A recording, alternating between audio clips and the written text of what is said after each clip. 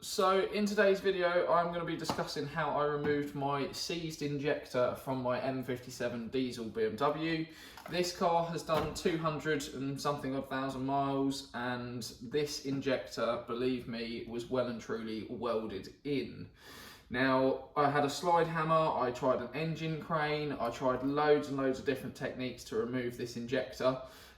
Slide hammer didn't cut it, engine crane didn't cut it. I actually ended up lifting the front of the car from the injector with the engine crane. So how did I actually get this injector out? So what I actually did was, if you look at the injector, normally speaking, they are in a solid piece like this. So the injector has a cap on the top of it, which I removed. It then has another piece, which I again removed. And there is normally a retaining collar. You'll see it's actually this collar here. So it's like I don't know how you'd describe that really, but it's got an internal thread. Now what I did was I had a seatbelt eyelet, so where I'm into sort of other modified cars and track cars and whatever else, I had this laying around, which is a eyelet, which you normally put a harness in on track cars and things like that. So what I had done, not myself personally, a good friend of mine's a welder, I had him weld the eyelet to a washer. Now he welded the eyelet to a washer first with a lot of weld, because otherwise if he'd have welded it all in situ, he could have distorted this collar. Now when you get this collar off, you'll see what I mean, it's quite thin.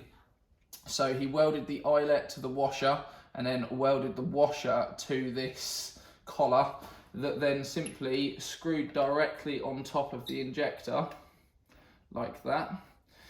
And then rather than pulling, when you're using a slide hammer, you're pulling the edge of it, you're not pulling it directly up. What you're now doing when you use a slide hammer on this hook is directly applying force on that injector. So that is how I did it. I then obviously connected the slide hammer just through there and then attached this end obviously to the slide hammer and started pulling it upwards. That is how I then removed the injector. Now some of you are going to go, oh that's all well and good, but I'm now having an issue with the injector seal. Now I also had that exact issue. My injector seal wouldn't come out, my injector seal was stuck in there. I'm going to show you just how I removed that.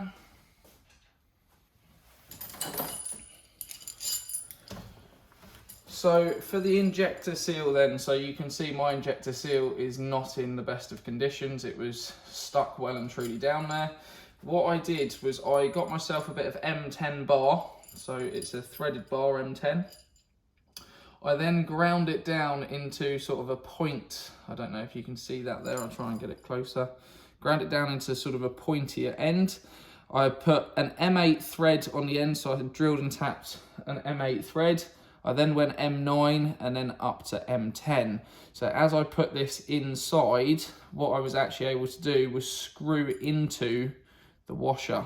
So I screwed into it, and if you imagine that's now in the bore, I put a washer underneath and just simply pulled it upwards like that, and then eventually the washer came out. So that is how I removed my stubborn injector and also injector seal. Hope this video helps, guys. Honestly, I would rather have done an engine swap on this car than having done this job. As you've probably seen on the channel, I've done various other BMW builds and things in my lifetime, and that is probably one of the worst jobs I've ever had to do on a car. So I wish you the best of luck. Hopefully this technique that I adopted might help you guys out. If you guys do want to see more content and you like these tips and tricks and things like that, feel free to drop us a comment, let us know that you enjoyed the video and it helped you or it didn't help you. And if you do want to see more, feel free to subscribe to the channel. Thanks guys.